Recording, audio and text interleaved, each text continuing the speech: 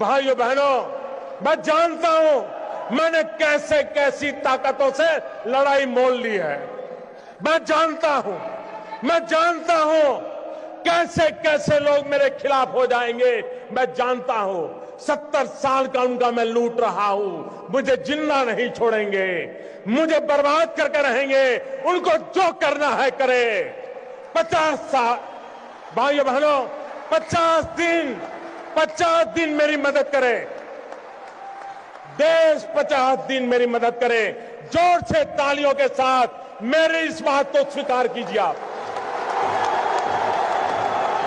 आप खड़े होकर के ताली बजा करके मुझे आशीर्वाद दे।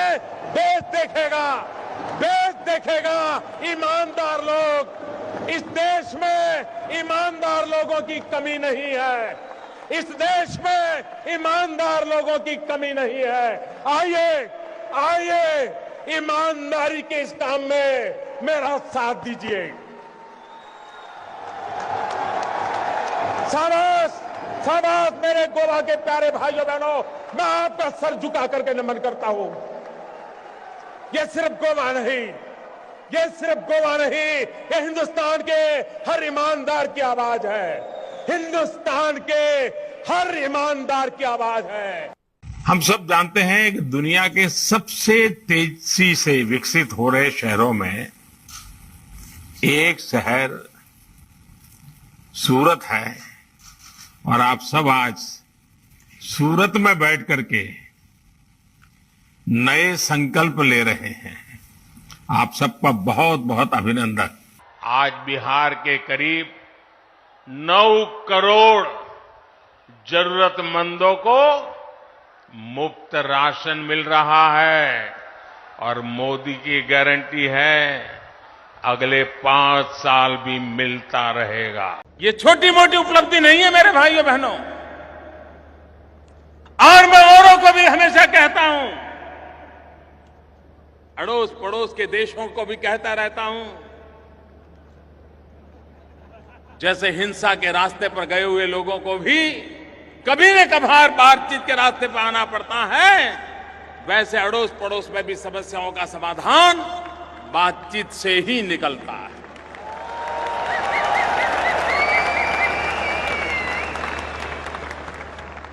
अंतर्राष्ट्रीय संबंधों में आज भारत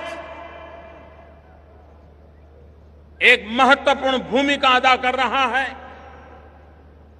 मानवता के अधिष्ठान पर कर रहा है। जब नेपाल में भूकंप आया, चंद घंटों में, ऐसा नहीं कि भाई जरा पूछो तो क्या हुआ है,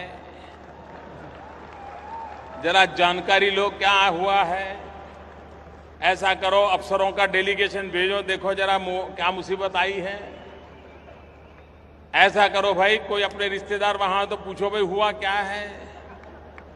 ऐसा इंतजार नहीं किया। आज दिल्ली में ऐसी सरकार है जो हर पल नजर आती है, हर जगह पे नजर आती है।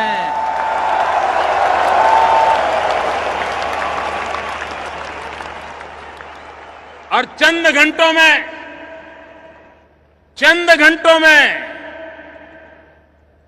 भारत से जो भी हो सकता था, ये मानवता का काम था,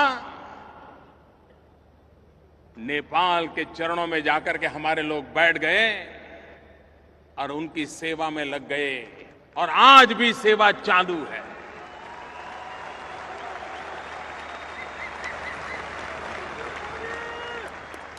नेपाल हमारा पड़ोसी है, वो दुखी हो और हम सुखी हो, ये कभी संभव नहीं होता। उसके सुख में भी हमारा सुख समा हुआ है। श्रीलंका, आपको हैरानी होगी, जब मैं नेपाल गया प्रधानमंत्री बनने के बाद, नेपाल जाना है। सैम जल्दी आ, बंटी तू भी आ, जल्दी आओ, उधर देख। फिर से हम गए, संबंधों को फिर से जोड़ा, अपनापन आज नेपाल भारत पे भरोसा कर रहा है, भारत नेपाल का सुख दुख का साथी बना है। श्रीलंका,